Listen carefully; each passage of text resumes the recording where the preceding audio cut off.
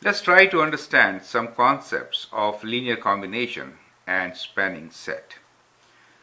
The vector minus 3, 0 can be written as a linear combination of set of vectors 1, 0 and minus 1, 0 as 4 times 1, 0 plus 7 times minus 1, 0 equals to minus 3, 0. Now the question is, explain if you can write vector 1, 2 as a linear combination of the given set of vectors. What do you conclude? Now in such an exercise, let's first check whether the given linear combination is correct or not, right? So we are given 4 times 1, 0. That means we can write this as 4, 0 plus 7 times minus 1 could be written as minus 7, 0. Now that gives us 4 minus 7 is minus 3 and 0 plus 0 is 0. That does give us this. So we can definitely write down our vector minus 3, 0 as a linear combination of these two vectors. What we are trying to say here is that the vector minus 3, 0 is actually equals to some a times 1, 0 plus b times minus 1, 0. So the question is trying to say that you can write this particular vector as a linear combination of given two vectors. And therefore they're trying to say that you can span a vector with the help of these two vectors, right? So now the question here is, can it really span each and every vector? That is the question, and that is why problem is here for you to explain.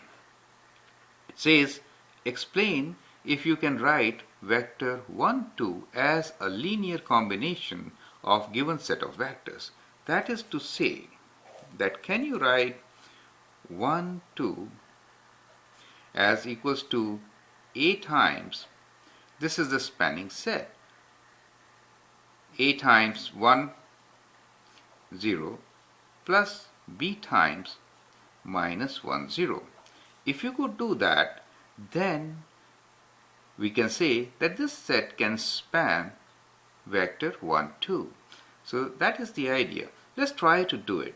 So if I do this, we get a, we get a vector which says a and plus minus b. So that is my x component, and the y component will be a times 0, which is 0, plus b0, which is 0, right? So what do we get here? So we get two equations from here, that is 1 equals to a minus b and 2 equals to 0. Well, 2 can never be 0, right? Therefore, we cannot span this vector using the given set, right? So that is what. Now notice why we can span this one but not that one. So what you notice here is the given vector is actually 1, 0 and minus 1, 0. These are scalar multiples. I can write 1, 0 as equal to minus 1 times 1, 0. Now since they are scalar multiples, they are collinear, right? So collinear vectors cannot span all the vectors in the plane.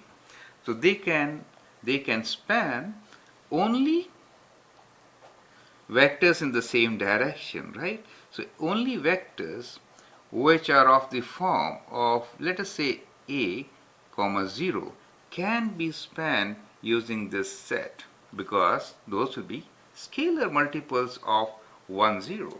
Basically they are scalar multiples. These vectors are collinear. So collinear vectors can only span vectors which are parallel to them, right?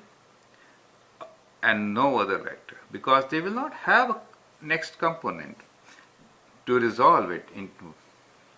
So remember, collinear vectors cannot span all the vectors on the plane, but they can span vectors which are parallel to them, as indicated here, right? So any vector of the form of A0, where A belongs to real numbers, can be spanned with this set, right? Not any other vector. So that is what we conclude from here, and it's a very important conclusion, and it is a criteria. If the two vectors are collinear, then they cannot span all the vectors in the given plane. They can, however, span parallel vectors. I hope you understand. Thank you.